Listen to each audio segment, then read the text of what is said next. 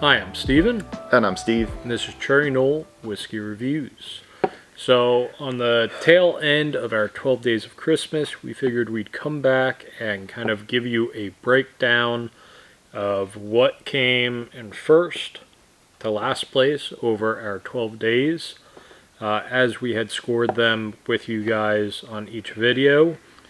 And then we figured we would remove the cost and availability aspect of them to see which one we just liked the most. Like, I don't think there was a single one that we tried that we disliked. No. So it's not going to be like a best to worst whiskey. This was it's a bad whiskey. This was a good whiskey. Right. There's none of that. These were all really good whiskeys. What did we just happen to score them top over the past 12 days? When we made this whole list, we kind of made it with most of our favorite whiskeys-ish. Yeah, there was like a mix of whiskeys that we had done over the past year that we really liked, and then other ones that were just a fun thing to add in just to see where it would place. Yep. So, start at the bottom of the list and work our way up? I think so, but if you guys have enjoyed our 12 days, make sure to like, comment, and subscribe. You know, subscriptions have been going up, and it's great that our subscriber base is building and growing and showing us that you guys are enjoying these videos. So slowly making it happen. Right. So keep up the support and let us know if there's something we should change or, you know, anything. Any of your comments, will be more than happy to have a conversation in the comments with you about. Yes. Right. So for our 12 days scoring for Steve and I over the normal scoring basis of all 4 points, which was aroma, taste, availability, and cost. So what was your number 1? Number 1 or number 12? Yeah, let's go bottom. Starting at number 12. Yeah, let's go bottom up. So my number 12 was Jack Daniel's 12-year. Yeah. Fitting for number 12. Yeah, yeah. Mine was... I didn't even put that together.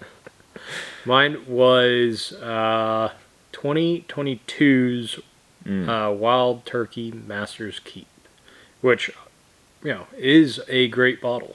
Yeah. It's not that it's a bad bottle. So it being on the bottom had a lot more to do with the last 2 categories. And I'm sure it's a lot higher on your second list. Right. We'll get to that. But number 11 on my top list was Wild Turkey Master's Keep. And mine was Jack Daniel's 12-year. I was wondering if that would happen. Yeah, again, another great bottle. Just availability and price really hurt them. Yeah, absolutely. And then number 10, I've got Weller Antique 107. My number 10 is Stag. Stag. Yep. Number 9 is Midwinter's Night Dram for me. That one is Weller 107 for me. Number 8 is Blue Note Uncut.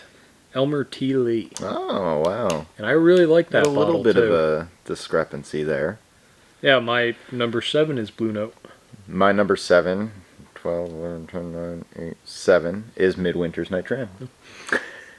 Yeah, what was it? The aroma that scored a 25 on that for you? Yeah. Yeah. Yeah, 25 and then 20 for flavor. Yeah. So. Yeah, those are some pretty high numbers to try contend with. Yeah. But even that ended up at, what was it, 7? 7th. Yeah. And then number 6 for me was the Elmer. Mine is E.H. Taylor. Okay. Is what I'm drinking right now. Which is my number 5, E.H. Taylor. Small batch. That is Stag for me. Your number 5 is Stag. Yes. That's crazy, because my number 10 is Stag. Number 4 was Redwood Empire Emerald Giant. And number 4 for me was Old Forester 1910. And I think give me your top 3, and then I'll give my top 3 altogether. Okay. And see how they Starting from 3rd place, working to 1st place, we have Blackened as number 3, Old Forester 1910 as number 2, and number 1 was Jack Daniel's Bottled and Bond. My top 3 were Blackened for number 3. Number 2 was Emerald Giant, Redwood Empire. And number 1 was Jack Daniel's Bottled and Bond. It's just such a good whiskey that you can always get. Which, if you look at both of our top 3s, even our top 4, they're all... Our top 4 are all the same, right? Your 4 is Redwood? Yeah. My 4 is Old Forester. Right. Yeah. And they're all super available. Yeah. Like, almost any store we go to in our area, we can find those 4 bottles without any issue. Yeah. Like, they're just always on the shelves. Always available. And always at decent prices. Yeah. So now, moral of the story, don't overlook those cheap bottles that you just see all the time and they're always there. They're always there for a reason. Right, there's a lot of them there. Right, so now the more interesting list. Yes. Especially in comparison to our original list. Yeah. Yeah. I was surprised at a lot of this. Yeah, I was too. It'll be interesting to get into.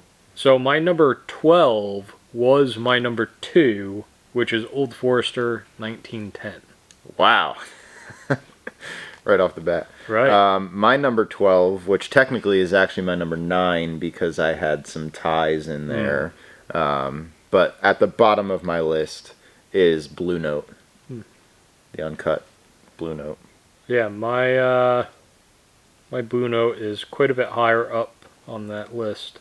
Yeah. But that's a high proof bourbon that you tend to shy away from. Yeah. Exactly. So it makes sense. Yep. My number 11 was Jack Daniel's Bottled and Bond, which was my number 1. That hurts. Yeah, it does. My number 11 was Stag. Yeah, so your 2 high proof bourbons on the list ended up as your bottom 2. Yep. Yeah.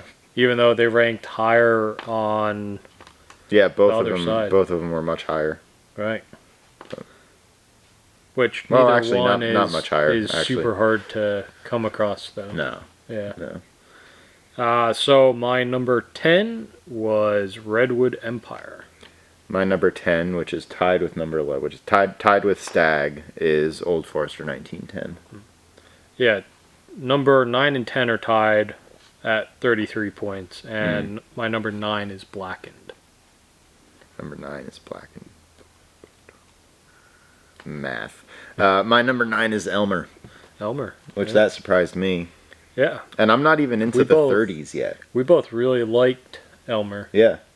Elmer for me was a score of 30 if you're just looking at nose and flavor. Right. Everything else has been less than 30 so really far. So yeah.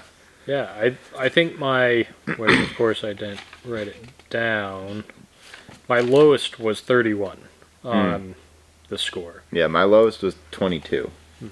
That's low. Yeah. Right. Blue Note. Back to it. So Blue Note was my next one at 8 with 33.5. And tied with Elmer with 30 points for me was Jack Daniel's 12. Number 7 was Elmer T. Lee, which is tied with Weller 107, Antique 107.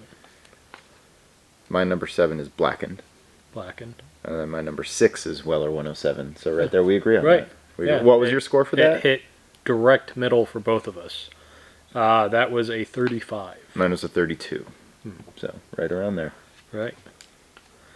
What is your number 5? Number 5 is Redwood Rye. Redwood. That is Wild Turkey Master's Keep for me. That's my number 4. Jack Daniel's 12-year for number 4 for me. Wow. Okay. So I feel like our top 3 are the same. Maybe? No. Definitely not. Give your top 3.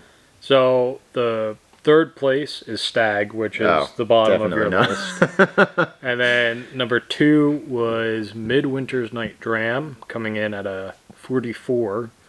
And then my number 1 was E.H. Taylor with 46. So my number 3 is a tie between Wild Turkey Master's Keep and Jack Daniel's Bottled in Bond.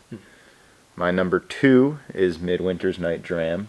I'm surprised that one got knocked down to number 2. My number 1 is E.H. Taylor Small Batch. So, yeah, so some similarities, some differences. Right, so more than half the points for E.H. Taylor were actually in aroma and taste, because it scored a 73 as the total, and then 46 as my aroma and flavor. We agree completely on aroma and flavor for E.H. Taylor, by the way. It's both 46. And then Midwinter's got a 44 for me. Mine was 45. Was, where is it? 62. So that was well over 50% of their original score. Yeah. But yeah, it's I only gave Midwinter's 15 points for availability and price, because it's just impossible to find. Yeah. So yeah, it's a seasonal, like in the season it's really available. Just when it's not in season, it's good luck. Right, it doesn't exist. Know someone. So, with all that being said, was anything a big surprise to you? Like, did you end up scoring a bourbon that you were like, yeah, I thought I liked that a lot more, lower on the list than you were expecting? Elmer. Elmer was the biggest surprise for me, because that was one of the whiskeys. Granted, it was early on in our YouTube career and early on in my whiskey tasting career. But Elmer was a whiskey that I tasted for the first time and absolutely fell in love with. Right. And haven't had it since. But yeah, and it scored a 30 out of 50. So I think that was really my only surprise. For the most part, this list kind of solidified everything that I thought I liked and was into and didn't like and was not into. Right. All the high proof bourbons were at the bottom. And yeah. Yep. You're just not a high proof. But then again, Elmer at 90 was right kind of in the middle of your list, right? No, Elmer was ninth. Yeah. So even though that's a low proof, so really that 100 proof is probably your sweet spot where you're enjoying. Yeah, which again is what I've said in the past for a long time now. So, and E.H. Taylor is that 100 proof bottled in bond. E.H. Taylor, Jack Daniel's Bottled in Bond. What's Midwinter's Night Dram at? Just under 100. It's like 98, 96. And then Wild Turkey Master's Keep is also right about that. Right around 90 to 100. Yeah. Right. I'm pretty pleased. Yeah. This was a lot of fun. Yeah, I agree. It was a great 12 days. Yeah. If you guys want to see similar things to this in the future, let us know. We'll have my wife come out and pick just random bottles, and we'll fill up this tray and go through them one by one for you. Yeah. And see where other random bottles we've gone through score and where they sit. I think that's an excellent idea. Yeah, I think that'd be good. And with that being said, Merry Christmas. Thanks for watching. Make sure to like, comment, subscribe. Catch you on the next one.